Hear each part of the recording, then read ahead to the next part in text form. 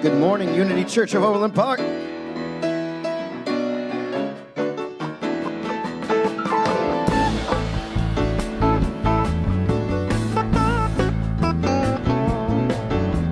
This joy I have, the world didn't give it to me.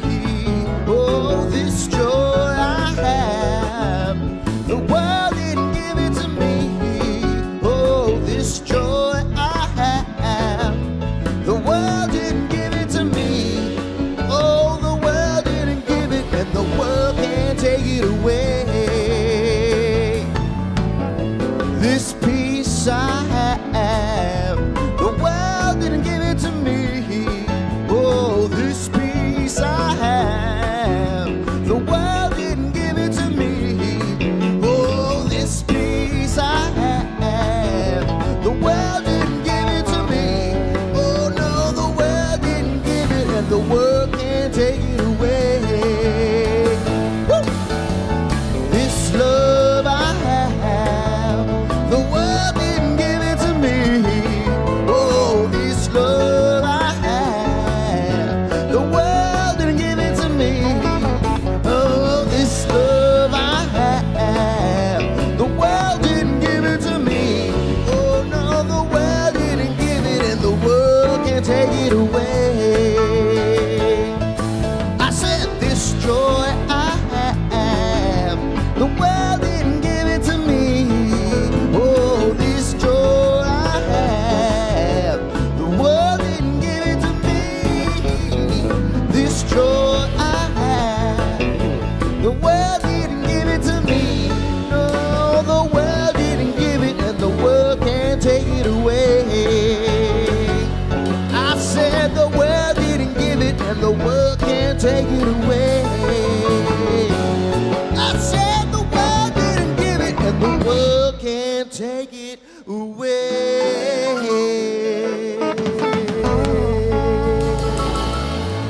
Good morning. Thank you very much. If you could, please stand and join us in singing Witness. For those watching in the virtual balcony, please join if you would.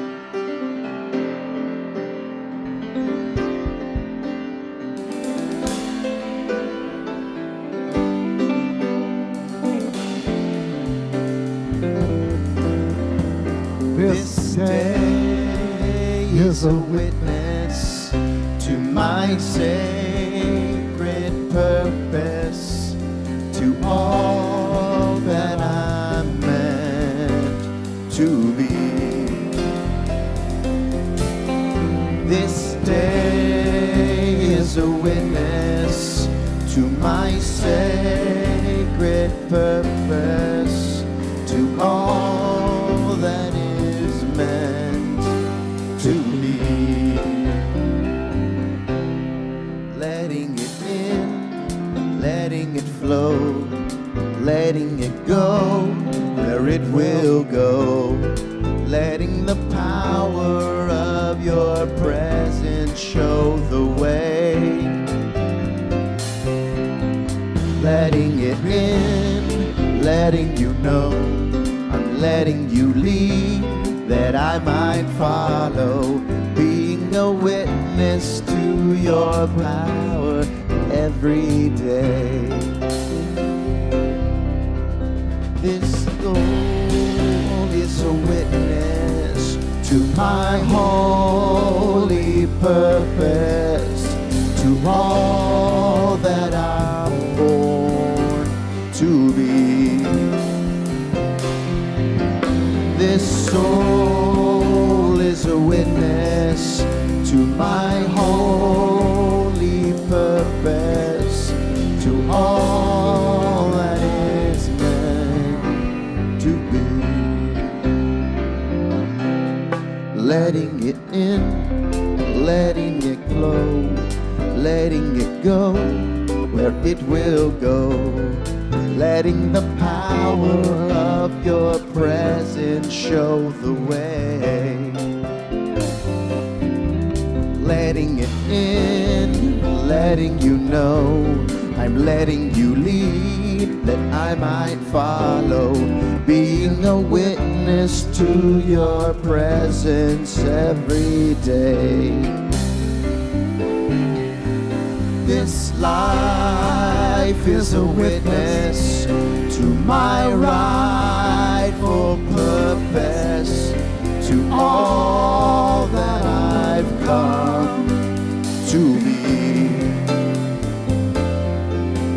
This life is a witness to my rightful purpose, to all that I've come to be.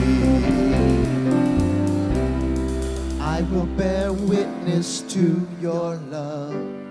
I will bear witness to your love. I will bear witness to your love for all my life. I will bear witness to your love. I will bear witness to your love. I will bear witness to your love for all my life. I will bear witness to your love. I will bear witness to your love. I will bear witness to your love for all my life. I will bear witness to your love. I will bear witness to your love. I will bear witness to your love for all my life. Thank you. And if you will stay standing for all good, all good.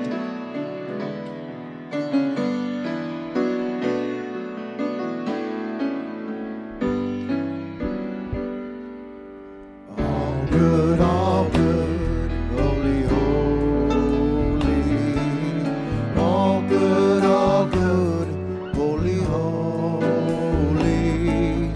All in my mind, in my heart, in my soul.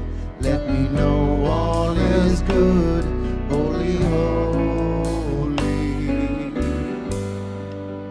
All love, holy, holy. All love, holy, holy. All in my mind, in my heart, in my soul. Let me know all is love, holy, holy. All one, holy, holy. All one, holy, holy. All in my mind, in my heart, in my soul. Let me know all is one, holy, holy. Oh God, holy, holy. Oh God, holy, holy. All in my mind, in my heart, in my soul. Let me know all is God, holy, holy. All good, holy, holy. All good, holy, holy. All in my mind, in my heart, in my soul. Let me know all is good, holy, holy. All in my mind, in my heart, in my soul. Let me know all is good, holy, holy.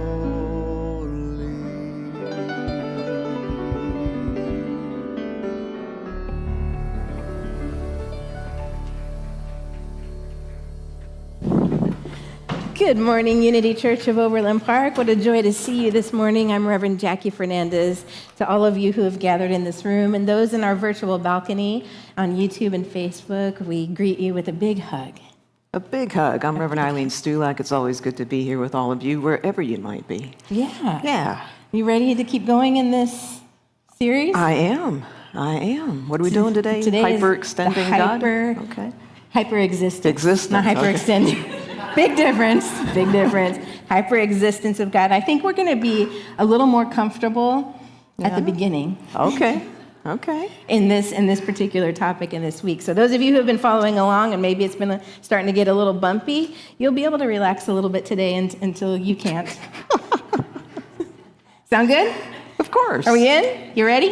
Okay. Yeah. And if this is your first time here and you don't know what I'm talking about, just buckle your seatbelt. You'll be safe, and we have snacks after. So absolutely. Take care of it. All right. Snacks fix everything. Everything. We're good. So let's center in. Into the sacred. All good, holy, holy. We give thanks for the power of life and love, expressing us in each moment. For the opportunity in this day, knowing that everything is possible simply because we are alive, active as co-creators of this life. So as we greet this day together, we allow the power of our own light, of our own love, to aggregate, to become a beam in the world, reaching across to places of conflict and war, breathing peace in the midst, into the hearts of our leaders who are making decisions that impact us, each and every one, in the simplest of ways, at the dinner table, the grocery store, at the gas pump. We breathe into the strength of our collective light and love to reach into hope for a better way forward that includes peace and dignity in the hearts of all. And so it is in the light of this hope that we claim one of our foundational affirmations in unity. There is only one presence and one power in the universe and in my life. God, the source of all good. And we're going to continue in our time of prayer this morning with a very special prayer that's been resting on our hearts and probably yours as well, and that is to just focus some love on all Unity communities and the ministers and leaders that serve them, because this has been such a challenging time for quite some time, and yet we've all continued to show up to gather together in loving community, in support of one another. And so we take a moment to just allow our hearts to open to each and every unity, spiritual community around this world, wherever they may be. And we see that continuation of showing up and being in relationship and being safe and being a safe space for others, continuing to deepen and grow and enfold all the hearts that may be hurting as well as hearts that are celebrating, to just feel love and hope and possibility and the power within them to make a difference. And now if we would just enfold that love around the unity ministers and leaders of these communities, to see them continuing to show up, to step into the deeper calling of their call within them at this time, to be in sacred service to others, to hold the high watch with others, to lead and to guide to the best of their abilities, knowing that the wisdom, the guidance, the creativity, the compassion, and so much more is within them, and it's within all that they serve as well. As we bless this sacred movement of ours that supports us, guides us through our next step, and then the next, and then the next. And for that and so much more, we are indeed grateful. And so it is we pray. Amen. Amen. And in the heart of unity, we join with unity communities around the world as we speak our collective vision together for a world powerfully transformed through the growing movement of shared spiritual awakening. Let's have some music, shall we? Welcome, Pancho, Reverend Fred, and the UCOP band.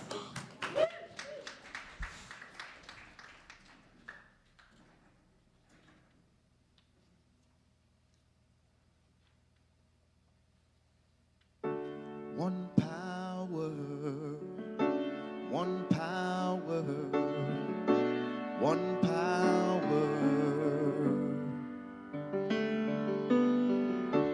one power, one power, one power. There's one power invisible, and you see it everywhere and every day. One power indescribable, and you speak of it with every word you say.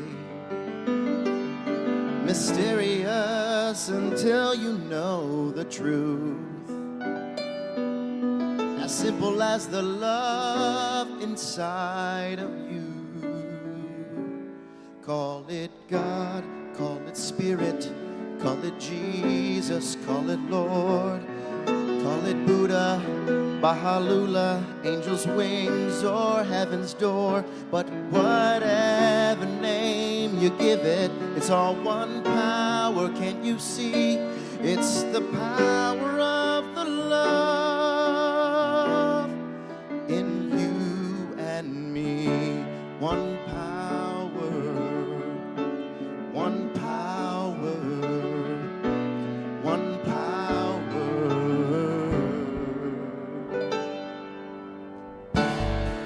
We speak so many languages, different clothing, different colors, different names. But different is only dangerous when we forget that in the heart we're all the same. We'll remember once we close our eyes to see that such distances were never meant to be. Call it God, call it Spirit, call it Jesus, call it Lord, call it Buddha, Baha'u'llah, Hashem, or heaven's door. It's Mohammed, it's your mind, it's your soul, or it's your sign. It's the universe, it's music, Mother Earth or Father Time, but whatever name you give it, it's all one power, can't you see? Whatever name you give it, it's all the very air we breathe. Oh, it's the power of the love in you and me. One power, one power, one power,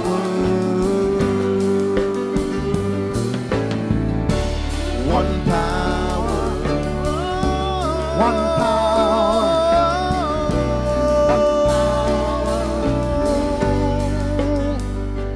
It's the moment of creation. It's an everlasting peace. It's the freedom of forgiveness. It's the sweetness of release. It's the joy of inspiration. It's the sunshine on your face. It's the birthright of all nations. It's the boundlessness of space. It's the beauty of a baby, the serenity of sleep. It's the anger we abandon for this love that's most deep.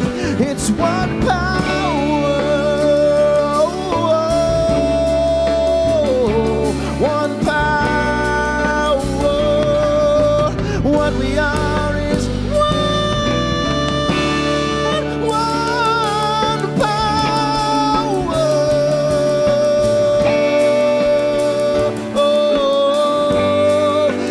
It's the power of the love that lives forever in you and me. It's the power of the love within you and me. One power, one power, one power.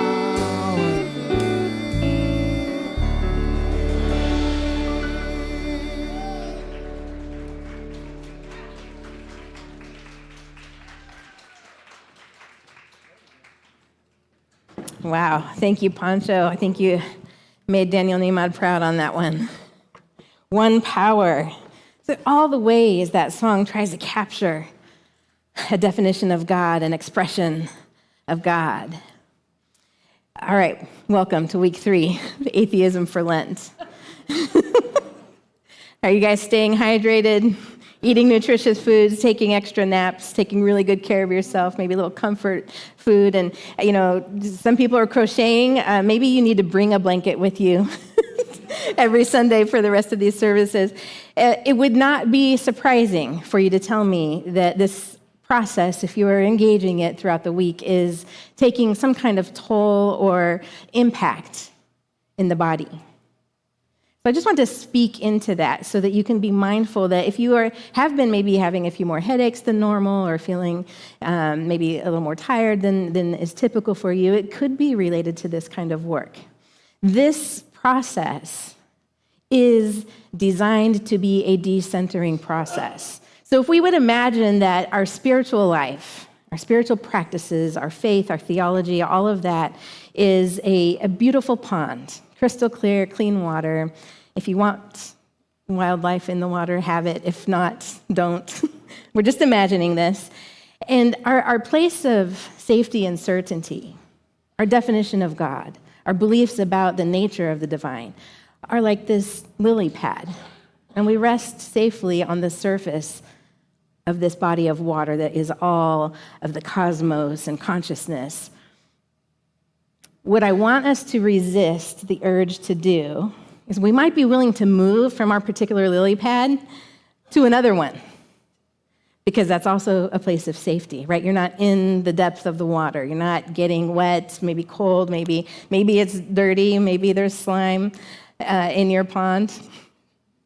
If you notice that, just notice that. Opportunity to clean some of that sludge out. This process is about being comfortable being in the depth, being comfortable letting go of any kind of certainty we have crafted for ourselves. for the purpose of coming to a more intimate experience of the divine. So when we talk about atheism for Lent, it's not that we are trying to take a period of time to prove ourselves out of our faith, but it's to take a period of time to refine our faith so that we can reach into a faith that is beyond belief, that perhaps we can't even hold exactly. And that's what today is about, the hyper-existence of God. In the philosophical jargon and realm, that world, a hyper-existence means beyond reach. And so we're going to start in a place that I think is very comfortable and familiar with many of us in the room and in the balcony. Mysticism, the mystics. Unity loves the mystics, yes? I see him. Yes. I was like, yay. Okay, well, so here's the idea. So mystics, much like the song we just heard, live into the mystery of the divine, right? The mystics hold that God is beyond definition, that it is a great mystery, and that perhaps, like the idea that people who are of faith just kind of use that to have answers, to find answers and make excuses for the way the world is, the way life is. And that you just, hold on to what your parents have told you to teach or what society or to believe or what society tells you to believe. And it's a crutch, like you hear that kind of talk, right? Well, it's the idea instead that recognizing that people who don't have any religion of origin, right, in their family or even in their communities can still have some kind of mystical experience, some kind of experience that can only be described or defined in light of something greater than self. Have you had that kind of experience in your life? Something that you're like, this is God. This is God present in my life. Maybe you hear a voice of God speaking to you, or you have a sudden knowing that could only have come from some great wisdom. So we're taking spirituality seriously from the perspective of the mystic. And what this turns into, and where we might start to trip up on our comfort, is mystical atheism. So we started week 1 with the existence of God, right? Just the basic proof that God exists. Then we went to week 2, which was the non-existence of God. And we talked about letting go of the versions of God that we have held on to that maybe aren't really in alignment with what we believe or what we truly experience, but have morsels and shades of what other people have given to us. So the hyper existence of God being beyond reach, do you feel that? The mystery, God being beyond what can truly be described. People would say that once you have named God, you have said less than God. God is unfindable. Do you feel that? So if God is truly unfindable, then any definition is automatically ruled out.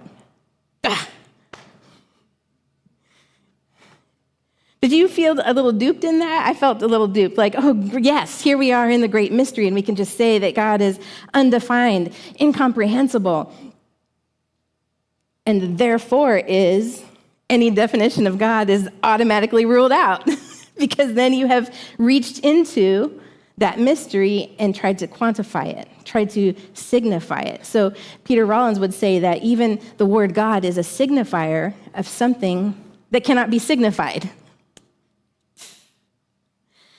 For the mystics, however, atheism ought to be taken seriously. It is a tool to keep us, you're going to write this down, to keep us from making an idol of God. To keep us from making an idol of God, from falling into the trapping of thinking that we know exactly anything about the divine.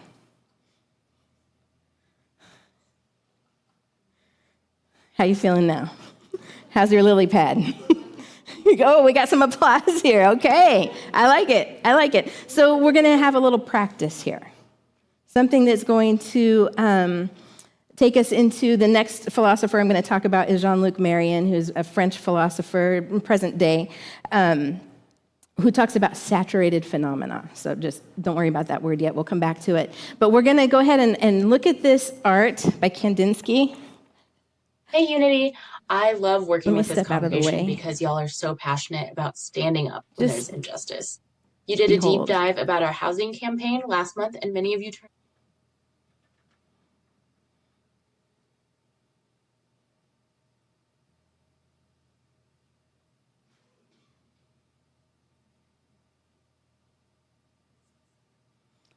How are you feeling? Sit. Chaos. What else? Confusion.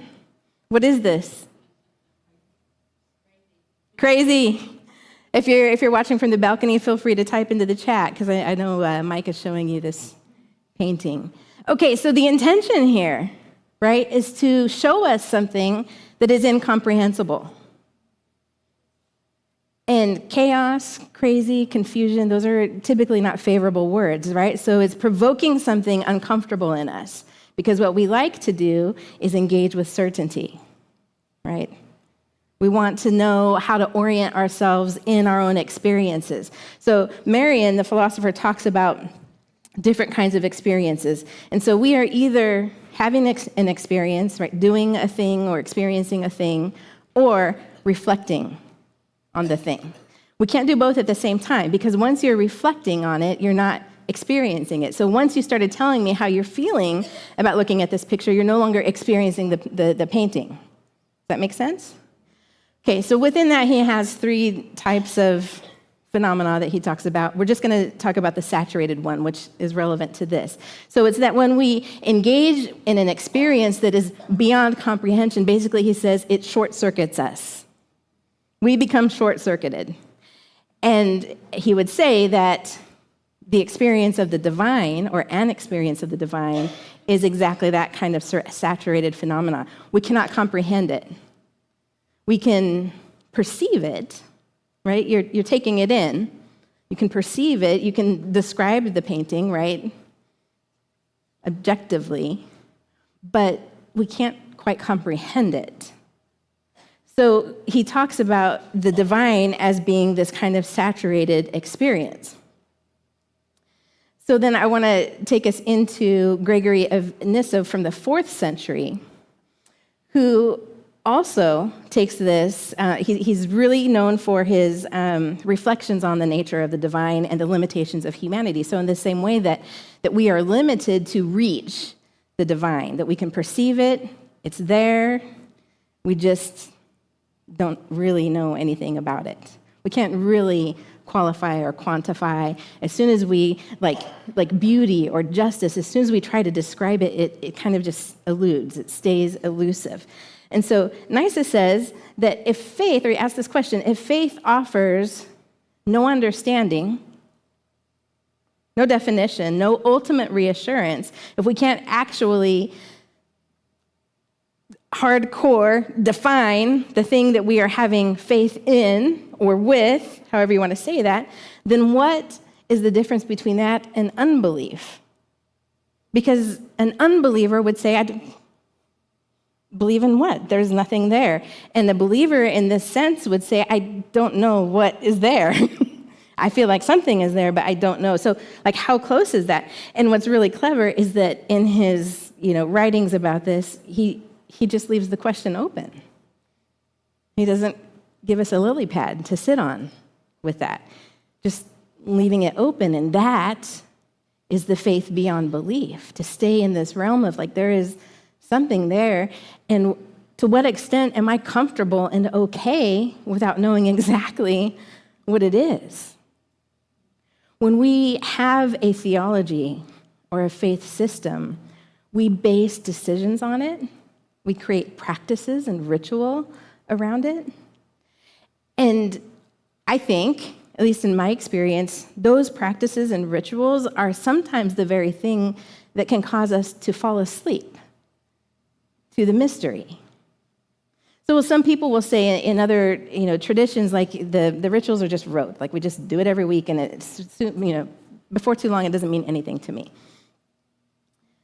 But when we engage actively in the experience, without reflecting, the reflection comes later,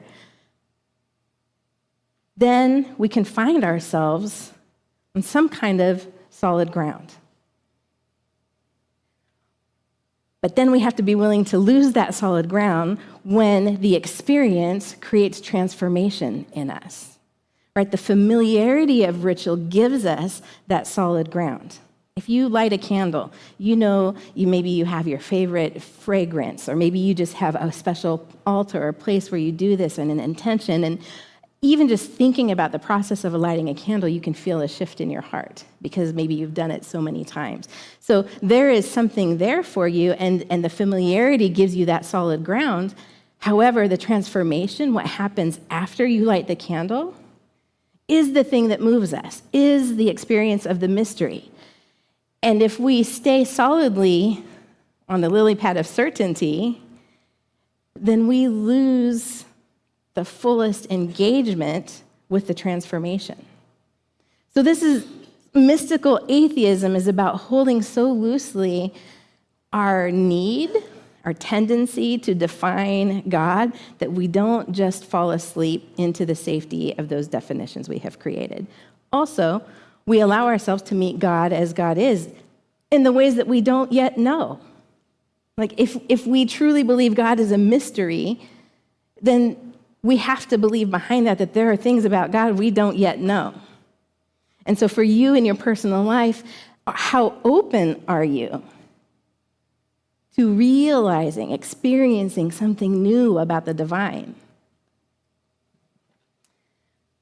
Dionysius, 5th, 6th century. Any attempt to describe God positively inevitably reduces God. Okay, so theology is not about what can be said about God, but what must be unsaid. What do we need to leave in the mystery so that we can be available for transformation? If atheism rejects God because no such being can be found, Dionysius would not object. The God who could be located, defined, or defended would not be worthy of the name. Right? So many of us go through an experience where we stop using the word God. Perhaps it's tied to religious trauma. Perhaps we've been so ingrained with a particular idea of that being that in order to let it go and have some kind of transformation, we just need to change the word altogether. Some people will say universe. In Unity, we'll talk about divine mind. What else? Anyone else? Energy, intelligence, Bob, source. All good, all good. Say it again. Love, yes. So we have all of these other words in order to change our orientation, our relationship, our experience of the divine, to try to come into more alignment of how we actually experience it. The challenge then becomes to not hold on to that word. If you have been using love or universe, ultimately that becomes the same, it functions the same way as using the word God in your life, unless you stay awake to the mystery, even in your own experience and naming of it. Peter Rollins talks about how curious he thinks it is that churches, we talk about types of churches as denominations. To denominate is to dename, right? To take away the name. However, the denominations function to gridlock into their definitions and their own flavors and theology and brand of Christianity or religion. So it's taking that name, denomination, taking that word and allowing it to work in us to dename as a process of letting go of the ways that we have sort of gridlocked into definition God. Hildegard of Bingen, visionary writer, composer, known most for her music and also mystic. She talks about the counter experience in mysticism, that when we truly engage with the mystery, we are letting go of any preconceived experience with the divine. So many of us, we have a prayer practice or a meditation practice, and we know, right? We know where we're going to go in that meditation or in that prayer. We know how we're going to feel because we've done it before. And probably the reason we're praying right now in this moment is because we need that feeling or that result or that experience that we had before, and we know the power of prayer will bring that to our lives. So if we move to a different lily pad, what if the power of prayer actually makes us more uncomfortable because in that prayer, we have gotten so honest about our circumstances, our thoughts, what's happening in our own soul, in our own hearts, in our communities. Maybe we've come to see someone else, if we're holding someone else in prayer, in new light as a sacred being, in such a way that forgiveness can take place. And what if that makes us really uncomfortable? What if you go into that prayer and you're not ready for forgiveness? So do we just go in and say, well, I know if I pray, then that God will help soften my heart and I will be able to forgive? And we get into that prayer on a different lily pad, and we do the prayer work that invites grace, love, peace into our own being, such that we are able to offer forgiveness. Can we allow everything that comes with that? Because maybe we feel embarrassed or ashamed or afraid when we truly face the full human dynamics of whatever is happening. This is just an example. Can we sit in that discomfort, not expecting God to fix it, but allowing the mystery to move in without demanding any particular outcome? So my favorite prayer, right, this or something better. Because I know I'm always and only praying from my perspective, my position, my consciousness in the moment of that prayer. And what I want is that prayer to allow transformation to take place, to bring the mystery in, to illuminate something I cannot see from this perspective. So that is actually a flavor of atheism that lets go of my definition of God, my understanding of God, in such a way that the mystery itself, that which is hyper-existing, can reach into me and create a change in my life. There we are. Doesn't feel like atheism, does it? Because it feels like we're still working with the mystery. But to take the practice seriously, we will engage the atheism part, the mystical atheism, of letting go of the definitions, the expectations we put on God. Fix my problems. Heal me. If we allow the mystery to work in us, even our greatest requests, our deepest despair, will come into illumination, into light, and will be touched by that which we cannot quite comprehend.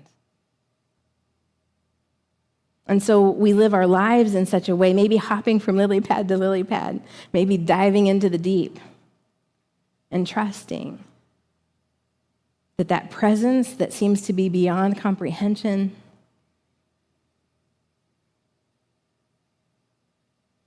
will make itself known.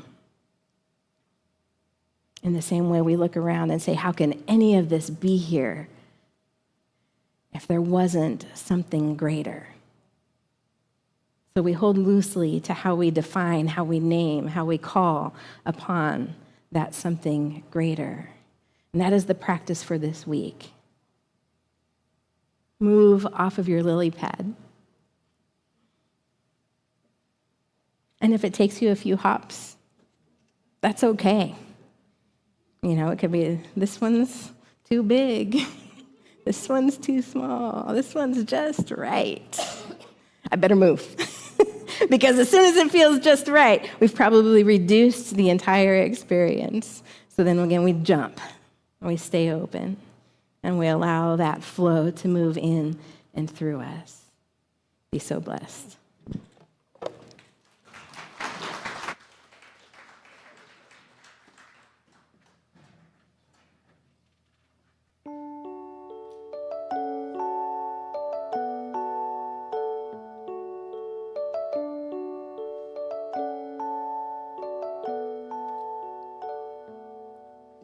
this moment, in this place, I remember who I am, letting fear and worry fall away from me. I open my eyes and see there is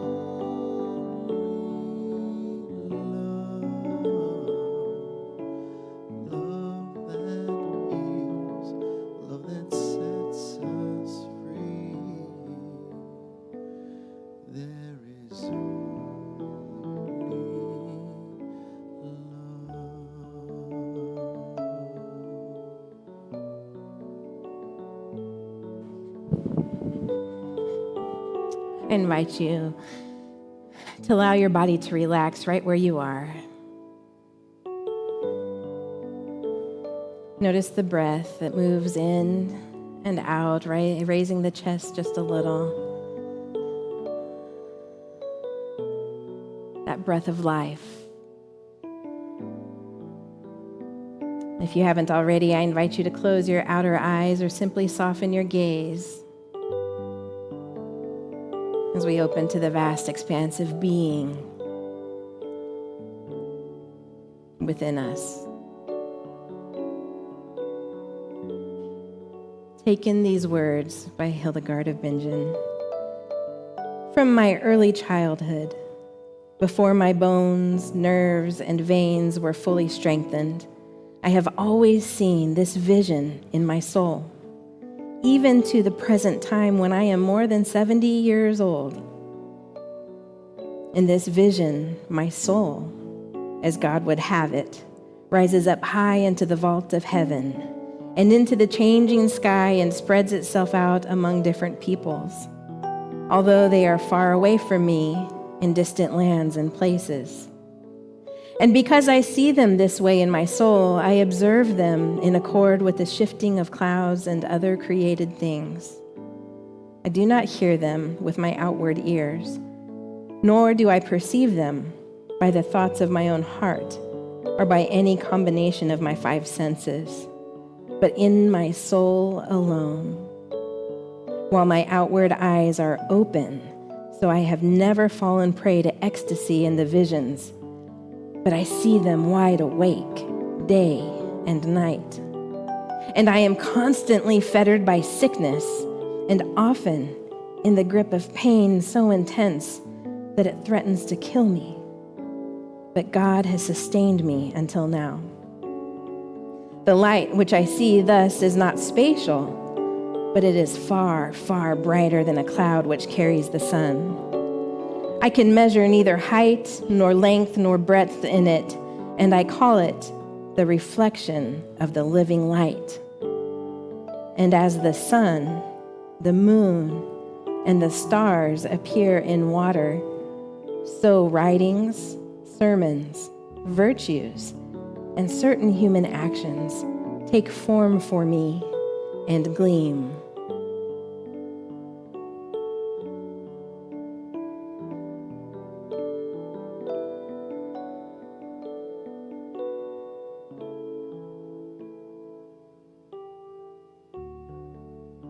So with these words, we allow the mystery to move in us, as us. without expectation, without preconceived notion.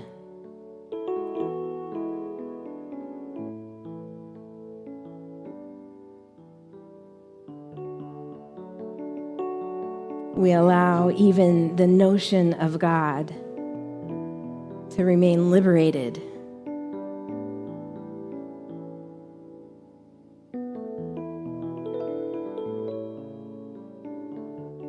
And in that liberation of the divine, we find our own freedom.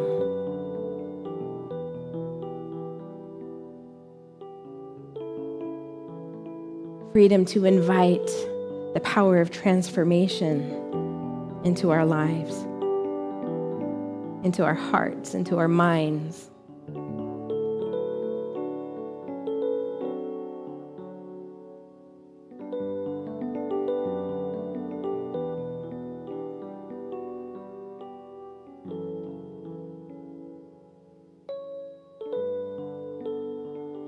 We get comfortable with the loss of certainty for the promise of mystery.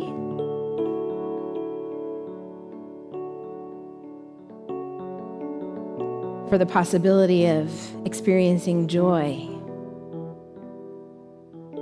greater than has ever been imagined.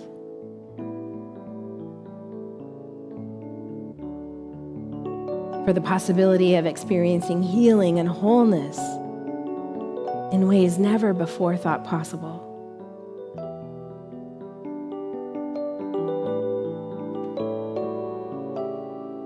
For the power of transformation in our lives.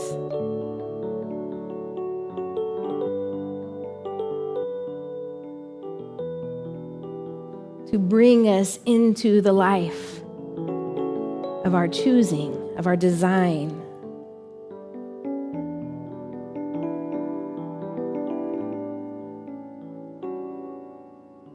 That we may greet one another with the same wonder and curiosity, holding that just like the divine, each one of us truly is incomprehensible, perceivable for sure. But as we are dynamic, growing, changing, we are truly beyond definition. For once we have been defined, that version of us no longer exists. So we behold the mystery in divine presence, and we behold the mystery in each and every one.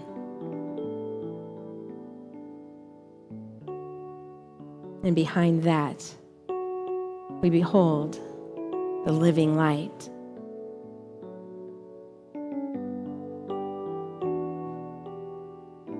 And so it is. Amen.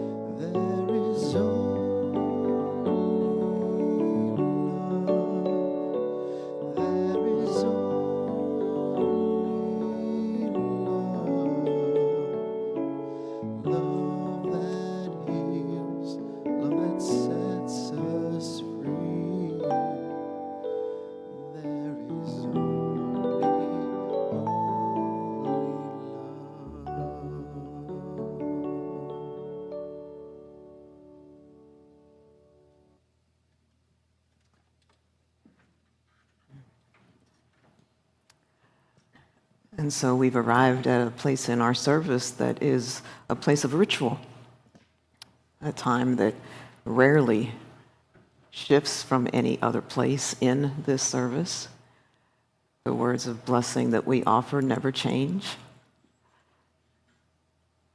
And yet, there's always the possibility, whether you're here for your first time and experiencing this time of offering for the first time, or whether this is the 5,000th time that you're going to experience for those that have been with Unity for decades, there is always the possibility that each time we do it can be different than the last in the way that we speak or believe in the words that we're going to say, how we feel as we say it. And yet the underlying foundation is always the same, that of expressing gratitude and appreciation for the many, many ways in which you offer and this ministry receives prosperity and abundance in oh so many forms. And so whether this is your first time or your 1,000th time, let's all open our hearts to the possibility of feeling, experiencing, participating in this in a new way today, and just see what that means for each of us. And so let's join together now in speaking our offertory prayer. Divine love, through me, blesses and multiplies all that I have, all that I give, and all that I receive. And I am joy-filled and grateful.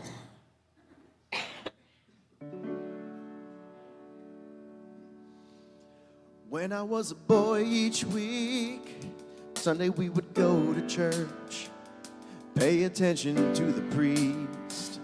He would read the holy word, consecrate the holy bread. Everyone would kneel and bow. Today the only difference is everything is holy now. Everything is holy now. Yeah.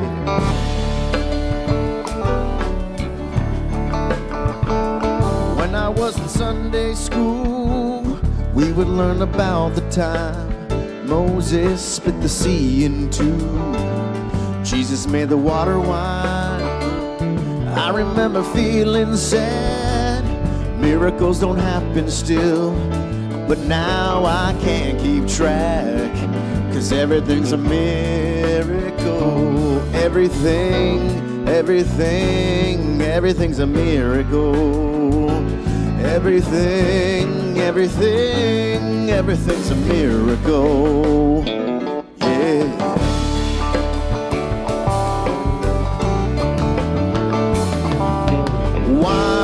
Wine from water is not so small. An even better magic trick is anything is here at all. So the challenging thing becomes not to look for miracles, but finding when there isn't one. When holy water was rare at best, I barely wet my fingertips. Now I have to hold my breath, 'cause I'm swimming in a sea of it. Used to be a world half there, heaven second rate, hand me down. I'm walking with a reverent air, 'cause everything is holy now. Everything is holy now. Everything is holy now. Yeah.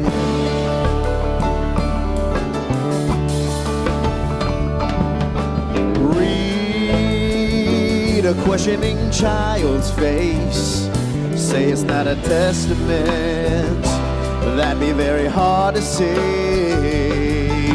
See another new morning come, say it's not a sacrament, they'll tell you that it can't be done. This morning outside I stood, saw a little red-winged bird, shining like a burning bush, singing like a scripture verse. Maybe when I bow my head, I remember when church let out, how things have changed since then, 'cause everything is holy now. Everything is holy now. Everything is holy. everything is holy now. So everything is holy now.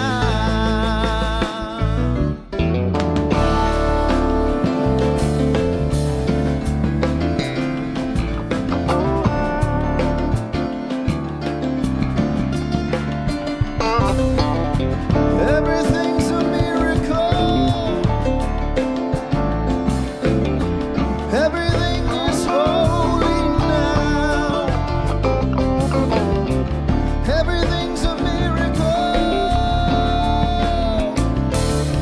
Everything is holy now. Everything's a miracle, baby. Everything is holy now. Everything's a miracle, baby. Everything is holy now. Everything's a miracle, baby. Everything is holy now. Everything's a miracle, baby. Everything is holy now.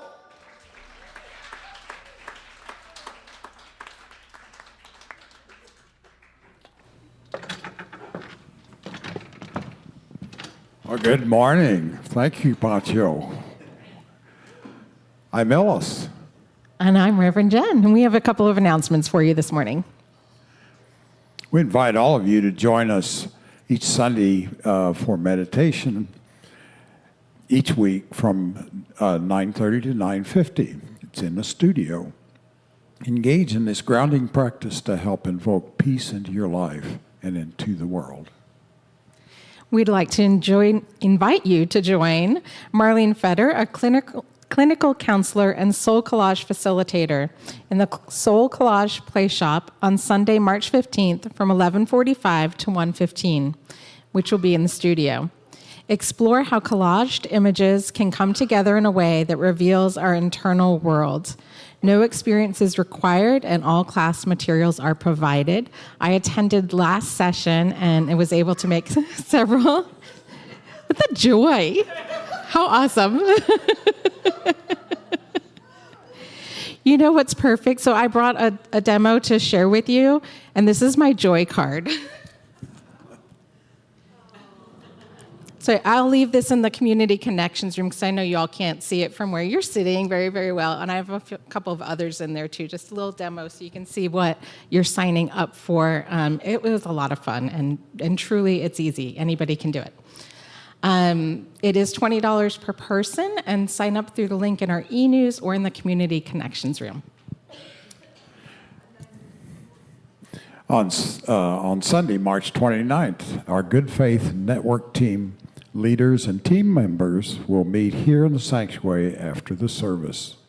Teams from all spiritual communities of GFN are holding these meetings to begin preparations for creating a strong showing at this year's Nehemiah Assembly in late April. At this meeting, you'll reconnect with your fellow team members, obtain guidance on successful community organizing, and outline how we will do our part to assure that at least 2,000 people show up at the Nehemiah in support of social justice and necessary change in Johnson County. If you are not currently on one of our network teams and would like to learn more, please reach out to Reverend Eileen. Also, be sure to check out our new Good Faith Network table in the Community Connections room. Save the date for our spring UCOP Spirit Fair. The fair will open at 4 p.m. on Friday, April 17th, with vendors offering their services and products right here in the ballroom. At 7 p.m., join Shelley Wilson in the studio for Messages from Spirit. She'll answer your questions and share messages from your angels, guides, and loved ones. Then the fair continues on Saturday, April 18th from 10 a.m. to 5 p.m. with vendors and special presentations throughout the day. You can get tickets for Shelley's event in our Community Connections room or online via the link in our e-news. And be sure to visit our website and subscribe to our e-news for all these and all activities taking place here at the ministry. And now, please join me in speaking our mission statement together.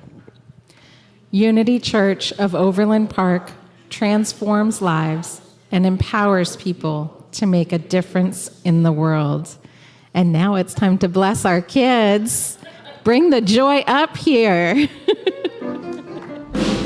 We are walking as the light, as the light, as the light. We are walking as the light of God.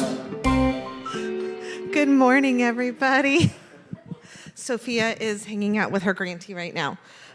So you all talked about mystery today, and we talked about a little bit of mystery ourselves, and we talked about things that we cannot see. So we had something like lemon. You can't see the lemon, but you can smell it, and you cannot see the air, but you know that the air is there. So we used that and we said that God is with us always. God is in our hearts, in our bodies, but we cannot see him. So that's what we have for you today. Thank you. Thank you so much, Amy. How fun. And what a great illustration. I should have brought lemon and paper in. Next week, let's all go to the kids' area. So wonderful. And a big thank you again to Pancho, to Reverend Fred and the UCOP band, and also to Stacy McIntosh Lilly.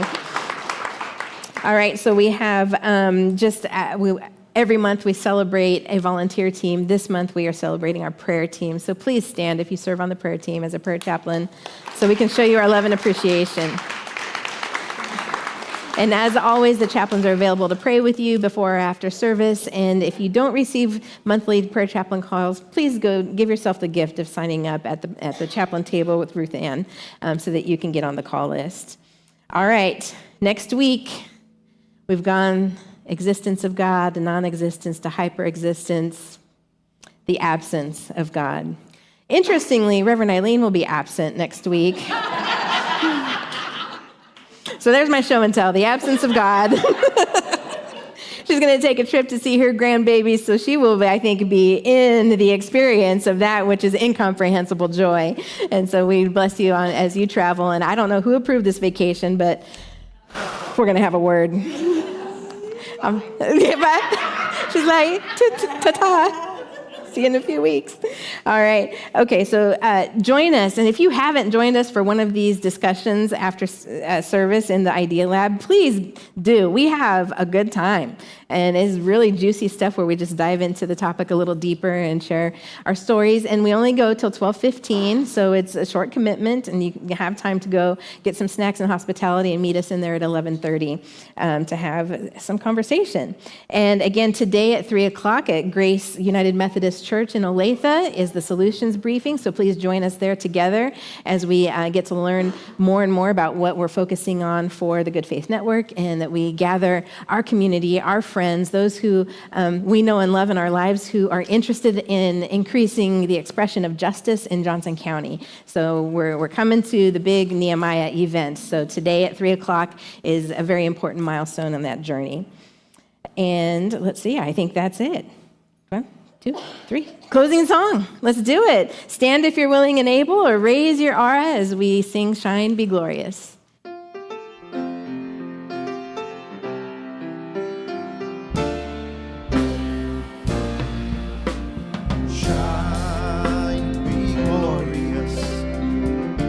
Reflect the divine, shine, be glorious. Reflect the divine, spirit of mine, spirit divine.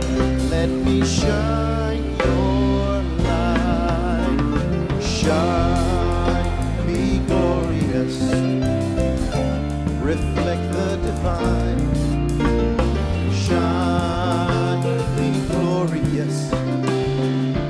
reflect the divine, spirit of mine, spirit divine. Let me shine your light. Let me be a vessel Let me be a vessel. Let me be a vessel of love. Let me be a vessel. Let me be a vessel. Let me be a vessel of love. Let us all be vessels of love as we continue with our day, as we see the light within us, as we notice the light within each other.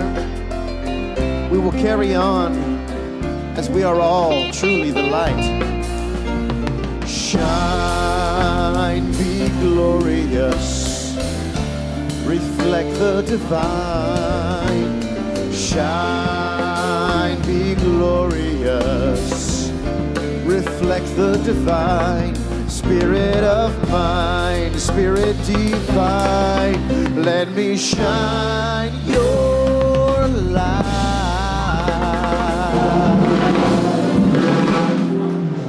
And now, from right where you are, please join me in the prayer for protection. The light of God surrounds us. The love of God enfolds us. The power of God protects us. And the presence of God watches over us. Wherever we are, God is. And all is well, and all shall be well, and all manner of things shall be well. For there is a force of love moving through the universe that holds us fast and will never let us go. Bless you, bless you, bless you. I love you.